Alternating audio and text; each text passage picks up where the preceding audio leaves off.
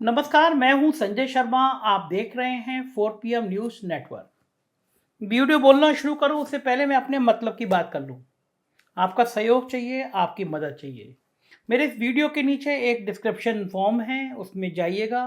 Description में एक आपको लिख के आएगा मेंबरशिप लिंक, उसको खोलिएगा। मेरी थोड़ी मदद कर सकते हो तो करिएगा, जिससे आपका अपना चैनल और मजबूत हो सके। मेंबर बनिएगा 4 PM के। अब बात करते हैं आज के वीडियो की, राहुल गांधी की। कल्पना करिए कि कोई आपको रोज कहे कि आप गधे हो, आप गधे हो, आप गधे हो। आपके अड़ोस पड़ोस, आपके समाज के लोग आपसे कहें आप गधे हो, गधे हो। आप कितने महीने तक इस बात को सहन कर सकते हैं? कभी तो आपको गुस्सा आएगा, कभी तो आपको रिएक्ट करेंगे, आप कभी तो कहेंगे कि नहीं, ये बात गलत है, मैं नहीं हूं गधा। राहुल गांधी के साथ ऐसा ही हुआ। कुछ बड़े मीडिया संस्थान, कुछ बड़े कारपोरेट हाउस और एक बहुत बड़ी पार्टी, साथ में सैकड़ों हजारों करोड़ खर्च किए गए। व्हाट्सएप फैक्ट्री पे भर दिया गया कि राहुल गांधी पप्पू है। आपकी बातचीत में, आपके अड़ोस पड़ोस में, आपको याद होगा जब आप बात कर रहे होंगे राहुल गांधी का नाम आता था तो लोग कहते हैं अरे यार वो तो पप्पू है। लेकिन खूब खोजिए, खूब तलाश करिए, कभी राहुल गांधी का पलटकर जवाब मिला हो कि नहीं मैं पप्पू नहीं हूं, ये लोग मुझ पर ऐसे आरोप लगा रहे हैं, मुझे बदनाम कर रहे हैं। अगर ऐसा वीडियो मिल जाए तो मुझे भेजिएगा, क्योंकि मैंने नहीं देखा कि राहुल गांधी ने पलट के कभी जवाब दिया हो। इस बात का जवाब दिया, अपने काम से दिया। जब मोहब्बत की दुकान खोलने चला ये शख्स, तो इस देश की राजनीति में तूफान मच गया। आज राहुल की रणनीति पर चर्चा करेंगे और राहुल की मोहब्बत की दुकान से शुरुआत करूंगा। मेरे फेवरेट कवि, मेरे प्रिय कवि हुए हैं गोपाल दास नीरज। उनकी एक कविता है, कुछ लाइनें मैं आपको सुना रहा हूं, फिर आज की वीडियो की शुरुआत करते हैं। नीरज जी ने कहा था, बड़े मन से तन्मय होकर कहा था, अब तो मजहब कोई ऐसा भी चलाया जाए, अब तो मजहब कोई ऐसा भी चलाया जाए जिसमें इंसान को इंसान बनाया जाए। अब तो कोई मजहब ऐसा भी चलाया जाए जिसमें इंसान को इंसान बनाया जाए, जिसकी खुशबू से महक जाए पड़ोसी का भी घर, जिसकी खुशबू से महक जाए पड़ोसी का भी घर। फूल इस किस्म का हर किस्मत में खिलाया जाए। आग बहती है यहां गंगा में, झेलम में भी, कोई बतलाए जाके कहां नहाया जाए। प्यार का खून हुआ क्यों ये समझने के लिए, हर अंधेरे को उजाले में बुलाया जाए। मेरे दुख दर्द का तुझ पर हो असर कुछ ऐसा, मेरे दुख दर्द का तुझ पर हो असर कुछ ऐसा, मैं रहूं भूखा तो तुझसे भी ना खाया जाए। जिस्म दो होके भी दिल एक हो अपने ऐसे, जिस्म दो होकर भी दिल एक हो अपने ऐसे, मेरा आंसू तेरी पलकों से उठाया जाए। गीत उन्मन है, गजल चुप है, रुबाई है दुखी, ऐसे माहौल में नीरज को बुलाया जाए, एक कोई मजहब ऐसा चलाया जाए। प्यार की दुकान, प्यार की मोहब्बत की नाम लेकर चले थे राहुल गांधी। यह नाम ना तो अब सत्ता की दौड़ में शामिल है और ना ही किसी राजनीतिक पार्टी या गठबंधन की सदारत कर रहा है, लेकिन फिर भी यह नाम आज के साहिब के लिए उसी तरह से रातों की नींद उड़ा चुका है जिस प्रकार से 12 साल पहले अन्ना हजारे ने मनमोहन सिंह की नींद उड़ाई थी। लेकिन अब दौर बदल चुका है। इस बदले हुए दौर में जनता को किसी अनशन करने वाले पर अब भरोसा नहीं रहा है। पता चल गया कि अन्ना के आंदोलन के पीछे कौन थे, किस तरह संघ उसके पीछे खड़ा था। टूट गया भरोसा, बल्कि अब तो भरोसा पैदल चलने वाले पर किया जा रहा है। क्योंकि जो व्यक्ति पूरे भारत को उत्तर से दक्षिण तक 5 महीने पैदल चलकर नाप चुका हो, उस व्यक्ति ने कम से कम ये सामाजिक हैसियत तो हासिल कर ली है कि सत्ता के द्वारा उसे ब्लेम बनाए जाने की तमाम गंदी कोशिशों को अब जनता स्वीकार नहीं करने वाली। अब जनता को स्पष्ट तौर पर दिखने लगा है कि सत्ता अब जनता की बजाय कुछ चंद लोगों के लिए जवाबदेह बनती जा रही है और ऐसे ही चंद प्रभावशाली लोगों के खिलाफ राहुल गांधी सीधी लड़ाई लड़ते हुए दिख रहे हैं। उनकी इस राजनीतिक लड़ाई का असर इतना है कि अब भारतीय जनता पार्टी के लोग भी राहुल गांधी को उस तरह से ट्रीट करने की स्थिति में नहीं है जैसे वो 1 साल पहले तक किया करते थे, बल्कि अब तो हर तरफ से राहुल गांधी की आवाज दबाने की कोशिशों पर काम हो रहा है। कभी माइक म्यूट कर दो, कभी संसद सदस्यता खत्म कर दो, कभी उनकी पार्टी के अंदरूनी मसले को हवा दे दो, इस तरह की तमाम कोशिशें।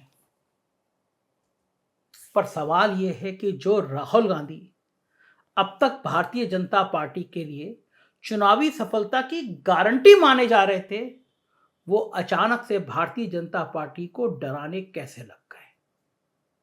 तो इस मुद्दे के विभिन्न पहलुओं से आज मैं आपको अवगत कराने की कोशिश करता हूं। दरअसल राहुल गांधी ने पिछले 8 महीनों में 3 बड़ी राजनीतिक चालें चली हैं, इस पे बात करते हैं। पहली बात, पार्टी का नेतृत्व अपने परिवार से बाहर एक दलित नेता को सौंप देना, खड़गे जी को। दरअसल ये इतना बड़ा सियासी कार्ड है जिसका तोड़ भारतीय जनता पार्टी अब तक निकाल नहीं पाई है। अब जरा इस कार्ड की टाइमिंग भी देख लीजिए, फिर आपको समझ में आ जाएगा कि राहुल ने कितना बड़ा मास्टर स्ट्रोक खेला है। जुलाई 2022 में रामनाथ कोविंद राष्ट्रपति पद से रिटायर होते हैं और इसके ठीक 2 महीने बाद मल्लिकार्जुन खड़गे को कांग्रेस की सदारत सौंप दी जाती है। यानी अब भाजपा को यह कहने का मौका भी नहीं मिलेगा कि हमने तो राष्ट्रपति भवन में ही दलित को बिठा रखा है। और अब लगभग तय है कि कांग्रेस के सत्ता में आने की स्थिति में मल्लिकार्जुन खड़गे ही प्रधानमंत्री होंगे। ऊपर से खड़गे जी ने मोदी जी का चाय वाला नैरेटिव पर हमला करके उनका सबसे बड़ा कार्ड ही छीन लिया है। याद होगा आपको, खड़गे जी ने कहा, मोदी जी आप कहते हैं आप चाय बेचा करते थे, आप तकदीर वाले हैं जो लोग आपके हाथ की चाय पी लेते थे, मेरे तो हाथ की चाय भी लोग नहीं पीते थे। दूसरा कार्ड, भारत जोड़ो यात्रा के माध्यम से राहुल गांधी ने आम जनता से सीधा संवाद स्थापित कर लिया। 5 महीने तक पैदल यात्रा करके जिस प्रकार से राहुल ने समाज के अलग अलग वर्गों के साथ कनेक्ट किया, चाहे वो किसान हो, आदिवासी हो, दलित हो, स्टूडेंट्स हो, 4 साल की अग्निवीर योजना से पीड़ित नौजवान हो, महिलाएं हो या कोई और सेक्शन हो, यहां तक कि पुरानी पेंशन स्कीम की मांग करने वाले सरकारी कर्मचारी ही क्यों ना हो, सबकी मांगों से सहमति जताकर जिस प्रकार से राहुल गांधी ने आम लोगों के दिलों में जगह बनाई है, वो काबिले तारीफ है। हालत तो ये हो गई है कि जयंत चौधरी जो उनके गठबंधन में भी नहीं है, उन्होंने अपने कार्यकर्ताओं को राहुल गांधी की आगवानी में लगा दिया क्योंकि वो जमीन के सेंटीमेंट को पढ़ रहे थे। जबकि साहेब और उनके टास्क मास्टर छोटे साहब के अधीन की दिल्ली पुलिस ने उल्टा भारत जोड़ो यात्रा के उनके रेप पीड़िताओं से मुलाकात और बयान के मामले में दिल्ली पुलिस के एक एसीपी को राहुल के घर भेजकर नोटिस थमा दिया और राहुल के पक्ष में सहानुभूति बनती चली गई। तीसरा बड़ा काम, कांग्रेस पार्टी को अंदर से एकजुट करना। राहुल गांधी की भारत जोड़ो यात्रा हो या फिर मल्लिकार्जुन खड़गे की ताजपोशी का मास्टर स्ट्रोक, राजस्थान को छोड़कर कांग्रेस की लगभग हर जगह आंतरिक गुटबाजी पर लगभग विराम लग चुका है। अब डीके शिव कुमार भी सिद्धारमैया के साथ अपने मतभेदों को परे रखकर चुनाव लड़ा रहे हैं। दिग्विजय सिंह भी कमलनाथ को ही मुख्यमंत्री बनाने की बात कर रहे हैं। भूपेश बघेल टीएस सिंहदेव का झगड़ा भी अब चुनाव तक के लिए थम गया है। साथ ही दूसरे दलों के साथ गठबंधन पर भी गंभीरता से मंथन हो रहा है। यहां तक कि नीतीश कुमार भी दिल्ली पहुंच चुके हैं और आज उनकी मीटिंग हुई राहुल गांधी के साथ, खड़गे जी, तेजस्वी यादव। नीतीश कुमार बैठे, मंथन किया, क्या होगा, हो सकता है नीतीश कुमार यूपीए के संयोजक बन जाए। बड़ी बात है।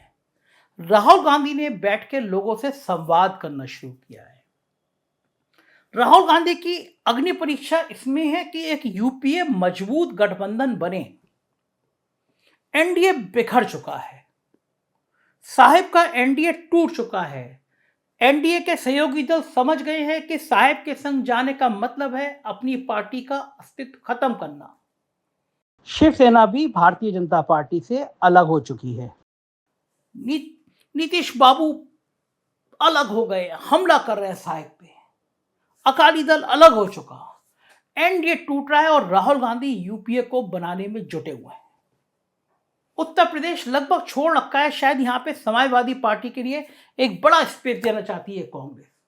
क्षेत्रीय पार्टियों के साथ शायद ये रणनीति अपनाना चाहती है कांग्रेस कि जहां क्षेत्रीय दल मजबूत हो उसको सहयोग करो, क्योंकि 2024 में किसी भी तरह भारतीय जनता पार्टी को 200 सवा 200 तक रोकना है। राहुल गांधी एक प्लानर की तरह उभरे हैं। उनका यह कहना कि वो राहुल में मार चुका हूं लोगों को अपील करता है। समाज के हर तबके से मिल रहे हैं और ये वो राहुल है जो साहिब को डरा रहा है। ये वो राहुल है जो साहिब को परेशान कर रहा है। इस राहुल पे हमारी निगाह रहेगी। देखते रहिए 4PM न्यूज नेटवर्क। कुछ और राज्यों में हमारे चैनल हैं, 4PM UP, 4PM Gujarat, 4PM Bihar और 4PM कर्नाटक। सब्सक्राइब करिएगा, साथ दीजिएगा। शुक्रिया, थैंक यू।